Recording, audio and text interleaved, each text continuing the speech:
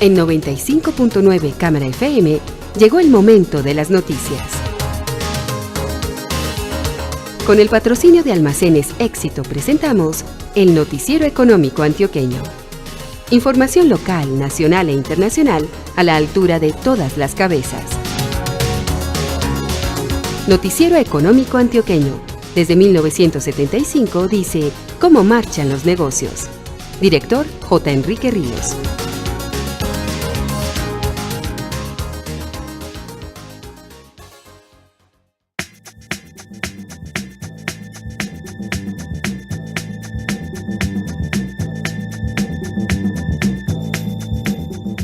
Muy buenos días, sea usted bienvenido a las noticias económicas. Hoy es sábado 22 de diciembre de 2018. Es el séptimo día de la novena de aguinaldos. Esta es la emisión 18.374 que ofrecemos en nombre de Almacenes Éxito. Este es el éxito que queremos en tu vida. Que si te animaste a hacer ese viaje anhelado con tu familia para verlos felices, les cumplas. Que si quieres sentir la tranquilidad de ver a tus hijos siempre protegidos, puedas asegurarlos. Y que si quieres estar más cerca de tus amigas, puedas llamarlas y decirles cuánto te importan. Con Viajes, Seguros y Móvil Éxito, te servimos para que sea así. Es que ustedes, las mujeres de este país, nos inspiran para hacer que cada día haya un poco más de éxito en sus vidas. Éxito para servirte.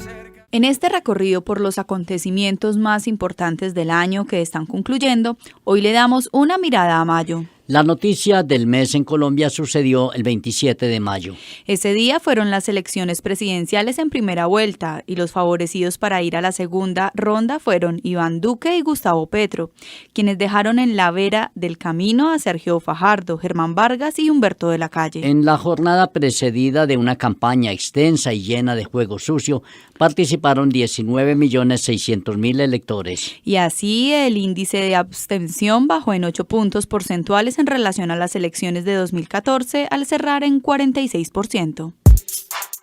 Sobre el Kinder de los Cacaos, el libro de J. Enrique Ríos, esto comentó Iván Duque Márquez en un conversatorio en Bogotá. Me llamó mucho la atención el sentido de la laboriosidad. Casi todos empezaron a trabajar de una experiencia laboral siendo niños. Pequeñas, medianas o grandes, unos por necesidad, otros por deseo de entrar en actividades de los adultos. Pero ese valor de la laboriosidad lo veo presente allí. El libro de J. Enrique Ríos, El Kinder de los Cacaos, se puede conseguir en la librería de las universidades EAFID y de Medellín. Y ahora revisemos otros hechos que fueron noticia en mayo. Como ha sido tradición, el día primero se celebró el Día Internacional del Trabajo. En Medellín se cumplió sin mayores contratiempos la tradicional marcha que las organizaciones obreras hacen para conmemorar esa fecha y no faltaron los reclamos por mayores garantías para el desempeño de diferentes labores. También en el comienzo del mes, las aerolíneas EasyFly y Satena iniciaron operaciones en la terminal Puente Aéreo de Bogotá, mientras Avianca se concentró en el Aeropuerto Internacional El Dorado. De otro lado, comenzó a regir un nuevo incremento en el precio de la gasolina para Medellín. Mientras en abril el precio del combustible no sufrió incremento, para mayo el Ministerio de Minas y Energía anunció un aumento de 100 pesos. Así, el precio de referencia del galón de gasolina corriente pasó de 8.979 a 9.079. El 3 de mayo, el Metro de Medellín recibió el último de los 22 trenes que adquirió el año pasado para reforzar su flota, que hoy es de 80 unidades. Con esos trenes, la empresa pudo reducir el tiempo de las frecuencias en el servicio y de otro lado planear el programa de modernización de los 42 trenes con que inició operaciones en 1996. Proyecto que está en marcha y comenzará formalmente en 2019 y que valdrá 450.000 millones de pesos. Y en el Centro Oriente de Medellín abrió puertas al público el Centro Comercial La Central, construido en el barrio Buenos Aires con inversión de 130.000 millones de pesos. Se trata de un espacio de 86.000 metros cuadrados con 190 locales comerciales y que en promedio recibe unos 30.000 visitantes cada día. Fue desarrollado por las firmas Viviendas y Proyectos, Muros y Techos y Londoño Gómez. De otra parte, al comenzar mayo, la Comisión de Regulación de Comunicaciones reveló el informe sobre calidad de los servicios de Internet y telefonía móvil y fija en el país. En aspectos como las llamadas caídas, Medellín mejoró su calificación al pasar de 3.4 a 3.29% en 2 años. También fue positivo el comportamiento en velocidad de descarga al subir de 8.06 megabits por segundo a 10.5 megabits por segundo. Y el tiempo medio de descarga en la red se redujo de 19.103.92 milisegundos a 6.652.14 milisegundos, pero en los servicios de llamadas no exitosas el indicador en la ciudad pasó de 1.66% a 3.48%.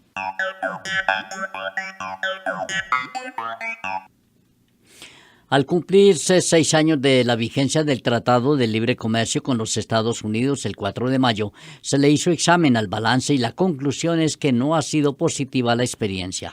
En primer lugar, porque no crecieron las exportaciones como se esperaba, al punto que la balanza con ese país es deficitaria ya hace 4 años. Pero entre gremios y gobierno, la mayor conclusión es que el país no ha aprovechado el acuerdo, aún teniendo a la mano un instrumento estimulante como lo es la tasa de cambio. El 7 de mayo, la firma Brands publicó un estudio sobre las marcas más valiosas de Latinoamérica. Entre las colombianas, las primeras fueron Águila y Póker en el mercado de las cervezas. Tigo Une en telecomunicaciones y en otras categorías de consumo masivo se destacaron Pietrán, Manzana Postobón, Zenú y Doria. Y en el sector financiero, las más destacadas en el estudio fueron Bancolombia, Sura y Davivienda. De otro lado, exitosa resultó la colocación de bonos verdes de la compañía de transmisión de energía eléctrica Paulista de Brasil, filial de ISA, por $175 millones. La operación realizada el 8 de mayo permitió acceder a recursos que la compañía destinó a las inversiones que debe hacer en diversos proyectos. En ese momento tenía proyectos en desarrollo con 1.350 kilómetros de redes eléctricas y 9 subestaciones. También el 8 de mayo fue publicado el ranking de competitividad de las ciudades realizado por el Consejo Privado de Competitividad y la Universidad del Rosario. Lo encabezaron como las más competitivas en su orden Bogotá, Medellín y Manizales, que obtuvieron los mejores puntajes, luego de evaluar aspectos como calidad de las instituciones, infraestructura, equipamiento, tamaño de sus mercados, educación superior, sostenibilidad, innovación y sofisticación. El 9 de mayo, en medio de las dificultades que el problema en Hidroituango estaba causando, EPM abrió las compuertas para que el agua del río Cauca fluyera y evitar así el riesgo de inundación en las poblaciones aguas abajo del embalse, así como daños a la infraestructura del proyecto. En su momento fue una apuesta costosa pero necesaria, ya que la prioridad era evitar daños a las personas, a pesar del riesgo que ello representaba para el proyecto, ya que inundar la casa de máquinas significaba exponer el corazón de la operación en la central hidroeléctrica. De otro lado, se conoció que Nestlé firmó un acuerdo con la cadena de cafeterías Starbucks, mediante el cual la primera podrá comercializar los productos de café y té de Starbucks por fuera de los locales de la cadena. El acuerdo significó un desembolso de $7.150 millones por parte de Nestlé. De otro lado, el presidente de Estados Unidos, Donald Trump, anunció el retiro de ese país del pacto nuclear firmado en 2015 por Francia, Alemania, Reino Unido y Estados Unidos con Irán. Según Trump, escudado en ese pacto, Irán siguió enriqueciendo uranio y de inmediato restableció las sanciones que Estados Unidos le había impuesto a ese país antes de la firma del acuerdo.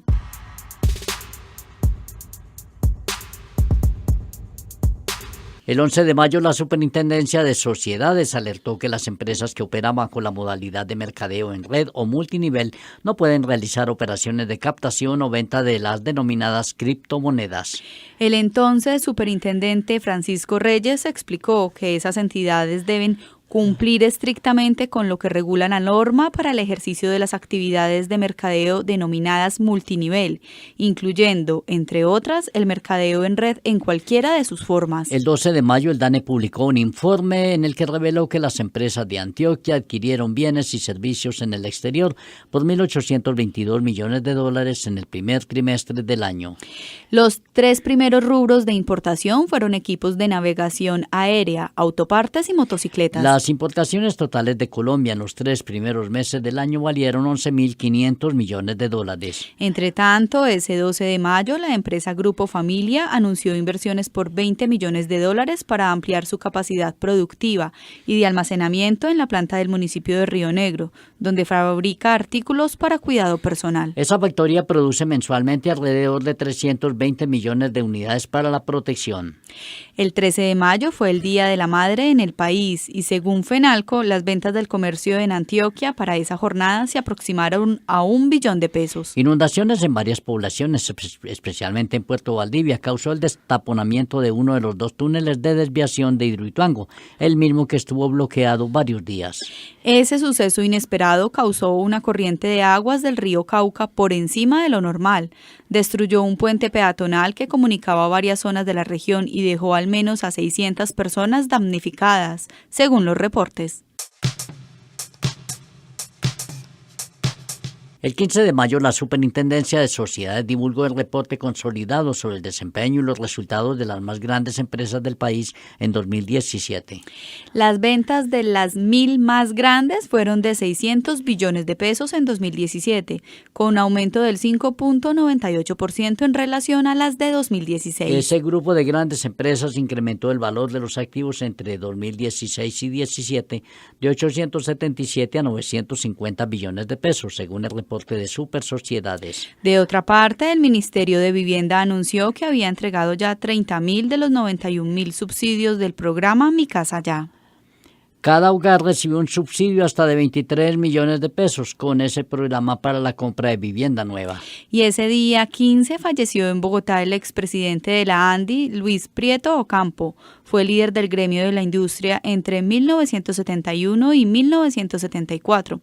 También participó en varias juntas directivas de empresas y entidades públicas en el país. De otro lado, el DANE reveló que entre enero y marzo la economía colombiana creció 2.2%, resultado que tuvo relación estrecha con el desempeño negativo de sectores como la industria, que decreció 1.2% en ese periodo, y fabricación de textiles, que retrocedió cerca del 5%.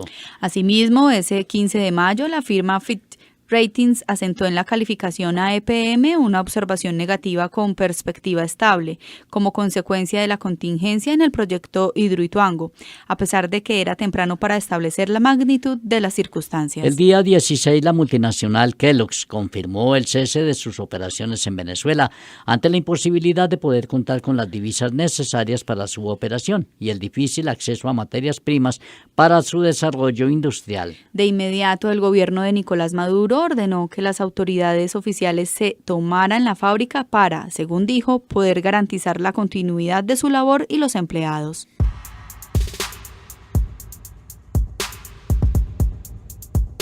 El 17 de mayo, Ecopetrol anunció que a finales de ese mes iniciaría trabajos de perforación de nuevos pozos de producción en el campo Acacías, ubicado en el municipio de Acacías Meta. Ese proyecto, ejecutado con la empresa Talismán Colombia Oil del grupo español Repsol, comprendía la perforación de 19 pozos durante el año 2018. La chilena Falabella, que tiene operaciones en varios países de Sudamérica, anunció la firma de un acuerdo de franquicia con la firma sueca IKEA, con el fin de abrir tiendas de esa marca en Chile, Perú y Colombia. El programa prevé inversiones estimadas en $600 millones para la apertura de al menos 9 tiendas durante 10 años en esos 3 países. A Colombia, esa marca llegará en 2020. Y ese 17 de mayo, por primera vez en 4 años, el precio del barril de petróleo Brent superó los $80.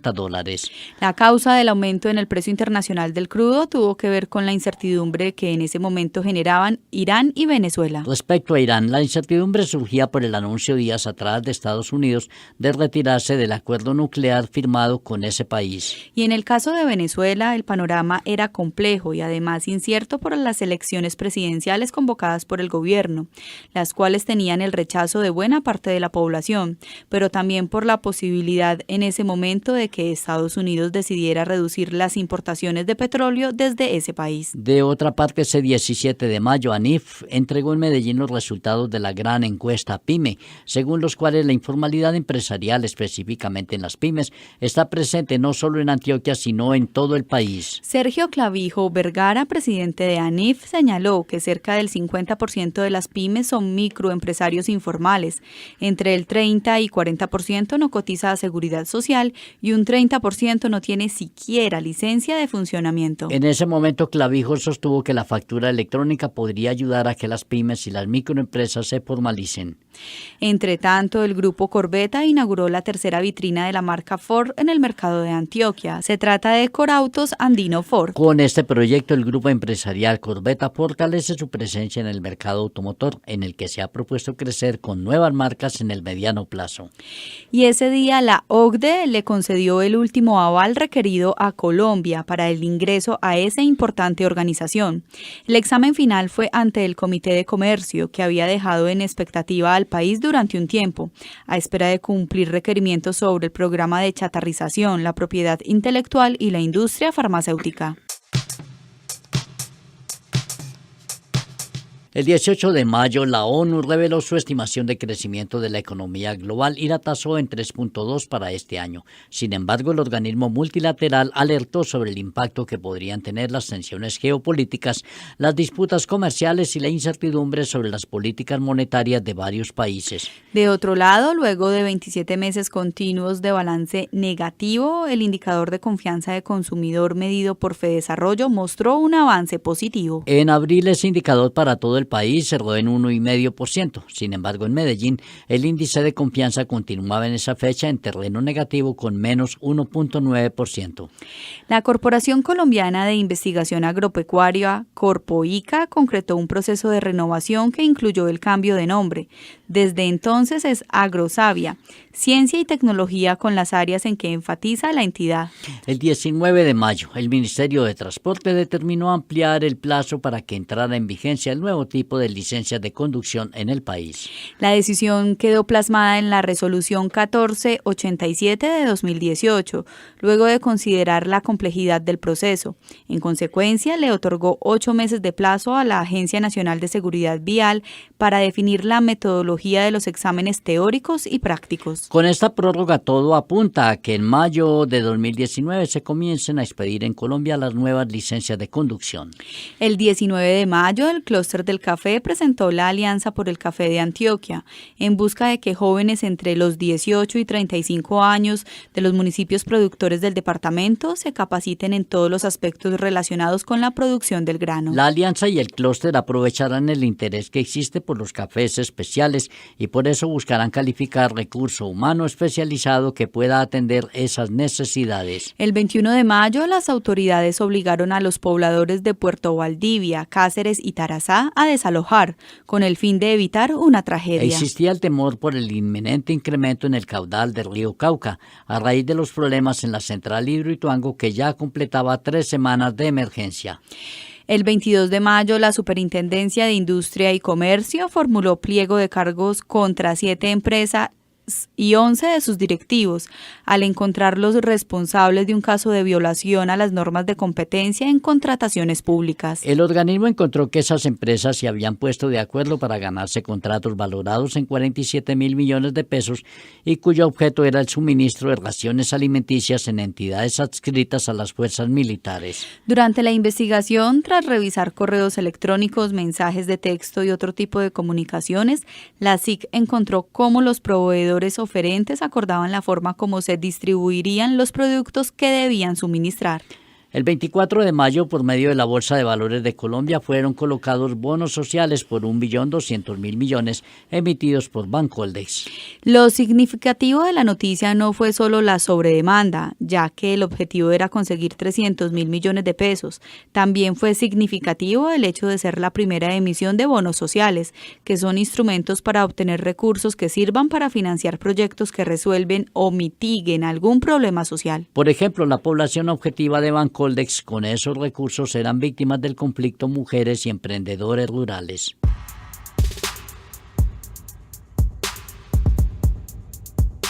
Y en la parte final del resumen de mayo, destaquemos que el día 25 la OCDE le notificó al gobierno la invitación al país para ser miembro de esa organización, objetivo para el cual la administración Santos trabajó en sus 2 periodos, desde 2013.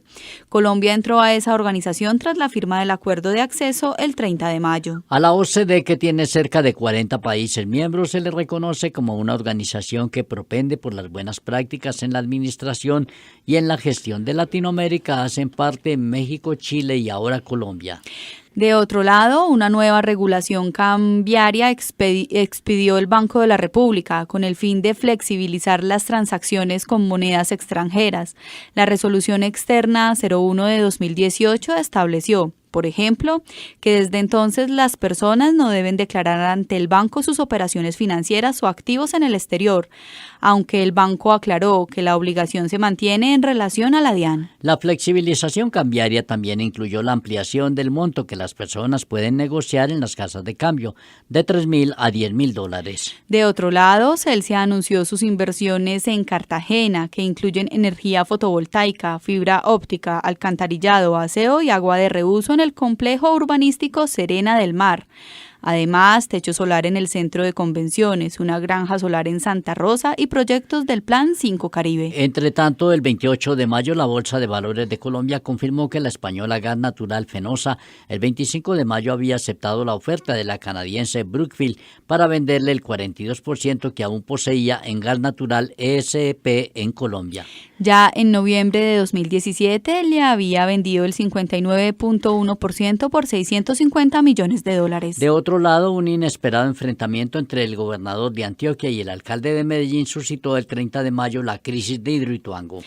La historia es que el gobernador cuestionó la calidad y oportunidad de la información que estaba suministrando EPM en relación a la contingencia iniciada un mes atrás, la cual había obligado a declarar alerta roja en varias ocasiones en los municipios que están en la ruta del río Cauca. Puntualmente, el señor Pérez Gutiérrez reclamó transparencia y dio a entender que le estaban ocultando información sobre lo que estaba sucediendo en la construcción de Hidroituango, afirmaciones que rechazó el alcalde, quien defendió la actuación de EPM.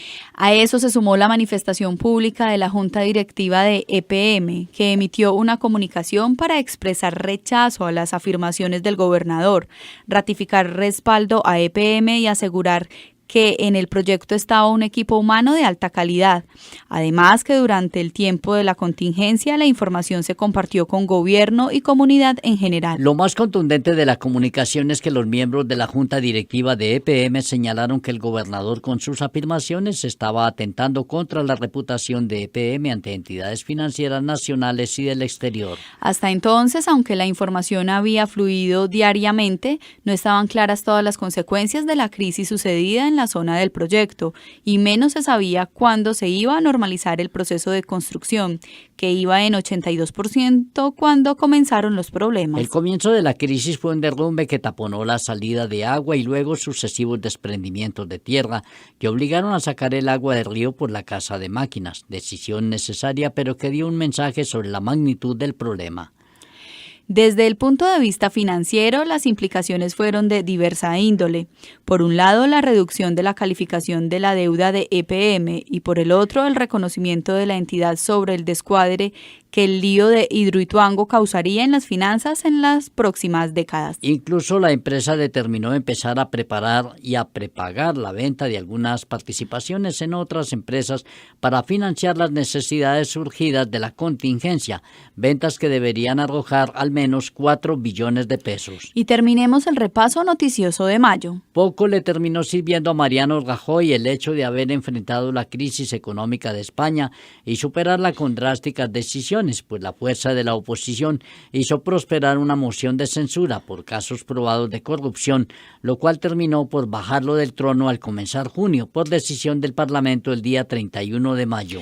Al cargo presidencial fue promovido el líder de la moción de censura, Pedro Sánchez, secretario general del Partido Socialista Obrero Español, PSOE. Mientras esto sucedía en España, en Bruselas, el entonces jefe del gobierno colombiano asistía a la protocolización del ingreso del país a la Organización del Tratado del Atlántico Norte, OTAN, una alianza de carácter militar creada en 1949, liderada por Estados Unidos y de la que hacen parte unos 30 estados, entre esos Francia, Alemania, Italia y España. Por otra parte, la noticia al terminar mayo en Antioquia fue la caída de 40.000 metros cúbicos de tierra en un sitio intermedio de la vía troncal a la costa, entre Tarazá y Caucasia, lo que causó el cierre temporal e indefinido con afectación a miles de usuarios, especialmente de viajeros y transportadores de carga que conectan la costa atlántica con Antioquia y el occidente a través de esa vía. A comienzos de mayo, a raíz de los problemas con Hidroituango, esa vía también estuvo cerrada, lo que obligó a usar la troncal por Urabá. En la emisión de mañana domingo 23 de diciembre ofreceremos el resumen del mes de junio. Gracias por su atención. Nos puede seguir en Twitter en @notieconómico y escuchar nuestras emisiones en el canal de YouTube Noticiero Económico. También puede consultar nuestro nuevo canal de información notieconómico.net. En la redacción Jesús Antonio Vargas Marín y Gustavo